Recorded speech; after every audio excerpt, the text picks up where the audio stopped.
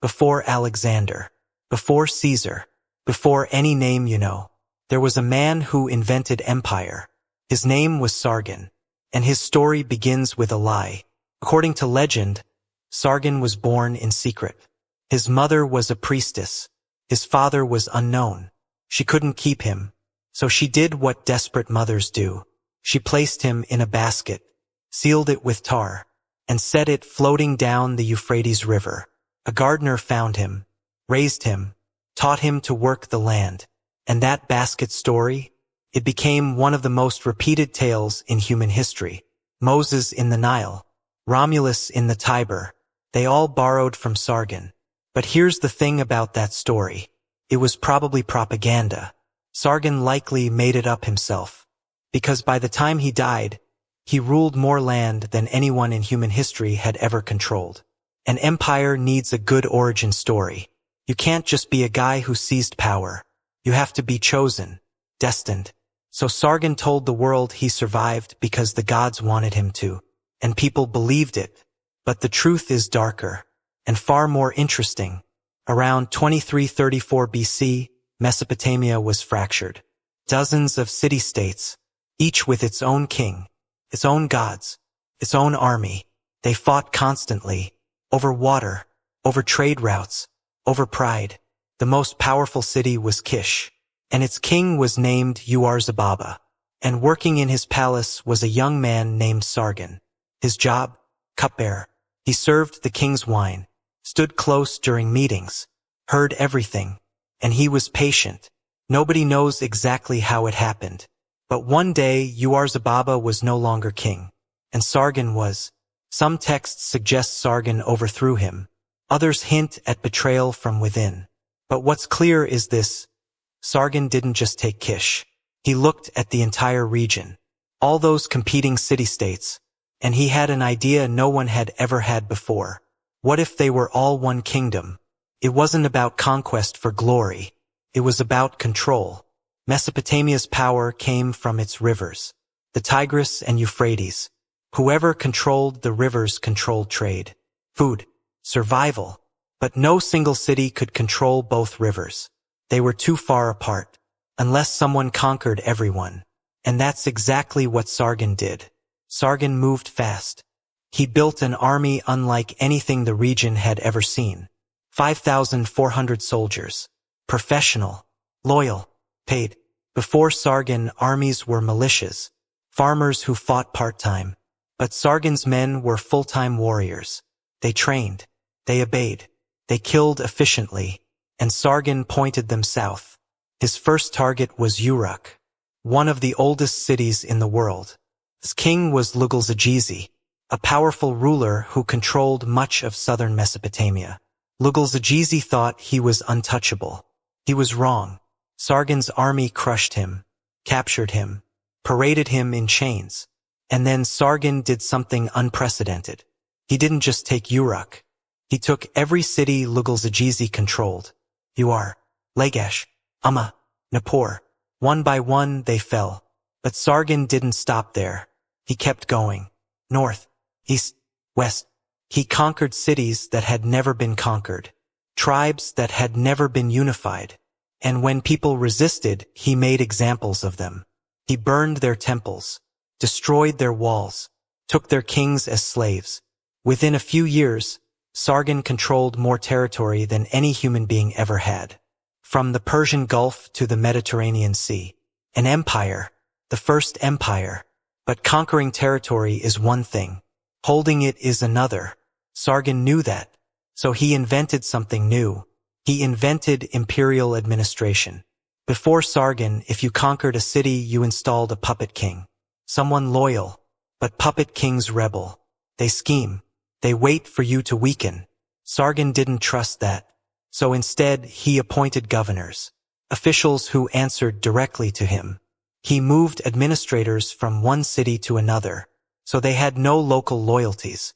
He standardized weights and measures across the empire, made trade easier, made control tighter, and he did something even more radical. He made Akkadian the official language. Before Sargon, every city spoke its own dialect, wrote in its own style. But Sargon forced everyone to use Akkadian, not just for government, for trade, for record-keeping. It was cultural imperialism, the first of its kind, and it worked. Within a generation, Akkadian became the lingua franca of the ancient world. It would remain so for over 1,000 years. But here's where it gets interesting. Sargon didn't just create an empire through force. He created it through mythology. He built a new capital city, Akkad. Nobody knows exactly where it was. Archaeologists have been searching for over a century. But wherever it was glorious. Sargon filled it with temples, palaces, monuments to his victories, and he spread stories about himself. He claimed the goddess Ishtar loved him, that she had chosen him to rule. He said he had defeated demons, conquered mythical beasts. He turned himself into a legend while he was still alive, and people across the empire believed it. Because when you control the scribes, you control the story. But empires don't stay stable, especially the first one, because nobody had ever tried this before. Nobody knew how to make it work. And the people Sargon conquered? They didn't forget who they used to be. Revolts broke out. Constantly. Sargon spent the second half of his reign putting out fires. Cities rebelled. He crushed them. Nomadic tribes attacked his borders. He drove them back. His own governors tried to break away. He executed them. And through it all, he kept expanding. He launched campaigns into modern-day Turkey, Iran, Syria. He claimed to have washed his weapons in the upper and lower seas, the Mediterranean and the Persian Gulf. Whether that's true or propaganda, we don't know. But the point is, Sargon never stopped. Because the moment he stopped, the empire would collapse. And eventually it did. Not in his lifetime, but close. Sargon ruled for 56 years. An impossibly long reign for that era. He died around 2279 BC. And almost immediately, everything started falling apart. His sons tried to hold the empire together. Rimish, then Manishtushu, but both were assassinated. The subject cities sensed weakness. They revolted again. It took Sargon's grandson, Naram-Sin, to stabilize things. And even then, it didn't last. Within a century of Sargon's death, the Akkadian Empire collapsed completely. Destroyed by internal rebellion and invasions from mountain tribes. And the capital city, Akkad, vanished. Erased so completely that we still haven't found it. But here's the strangest part of Sargon's story. Even after his empire fell, even after his city disappeared, his legend grew. For thousands of years after his death, kings across Mesopotamia claimed to be descended from Sargon. They copied his inscriptions, imitated his titles, worshipped at shrines dedicated to him. Hammurabi, who ruled 300 years later, called himself King of Akkad.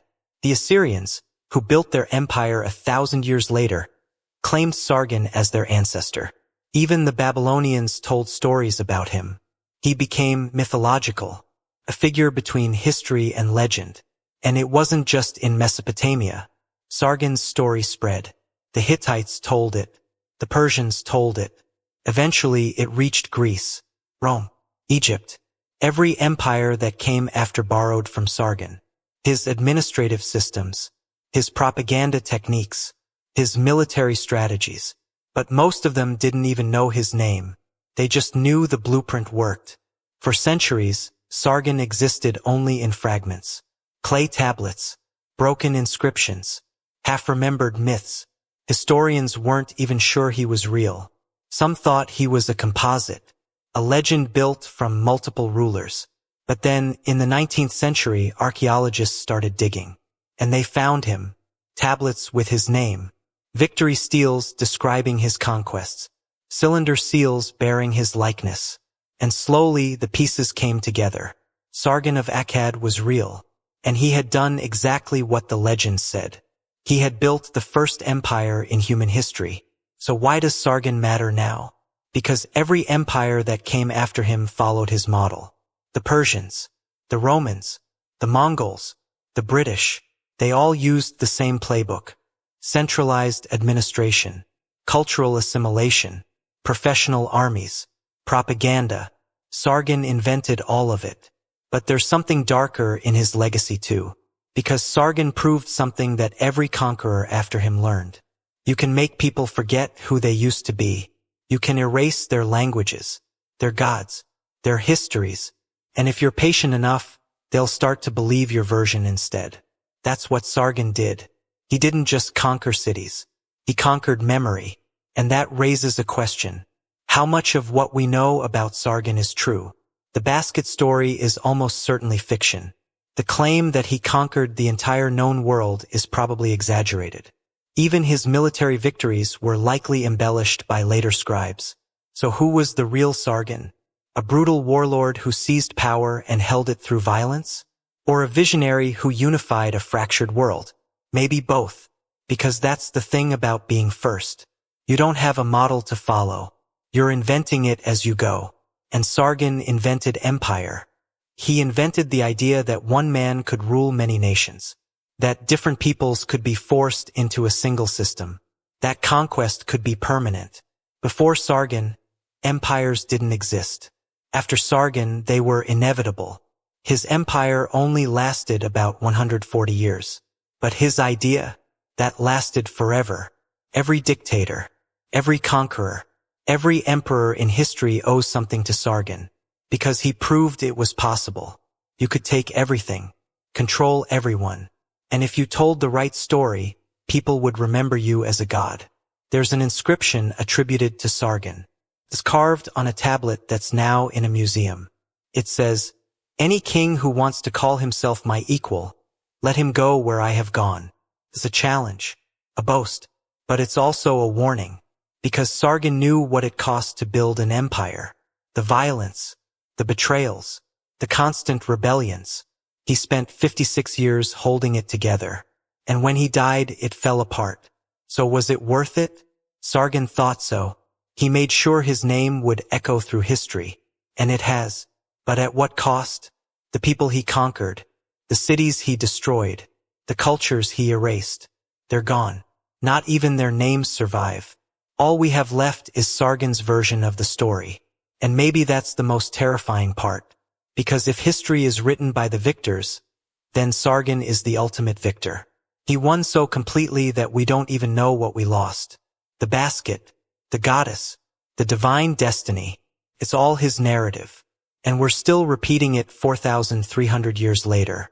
Sargon of Akkad, the first emperor in history, a man who came from nothing, or so he claimed, a man who conquered the known world, or close enough, a man who invented the blueprint for every empire that followed, and a man whose capital city vanished so completely that we still can't find it.